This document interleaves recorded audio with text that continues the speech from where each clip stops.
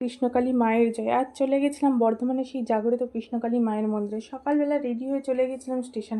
ট্রেনে উঠতেই আমি আর বোন অনেক খুশি হয়ে গেছিলাম মায়ের কাছে যাব বলে। এই কৃষ্ণকালী মায়ের কথা আপনারা অনেকেই শুনেছেন। কৃষ্ণকালী মায়ের মন্দিরে অনেক অলৌকিক ঘটনা আপনারা শুনেছেন, যেখানে মায়ের ত্রিশূল ছড়ালে মারাত্মক ব্যাধিও নির্মূল হয়ে যাচ্ছে মায়ের আশীর্বাদে। তাই গিয়ে দেখলাম হাজার হাজার ভক্তের লম্বা লাইনে দাঁড়িয়ে। আপনাকেও পৌঁছাতে হবে মায়ের মন্দিরের কাছে।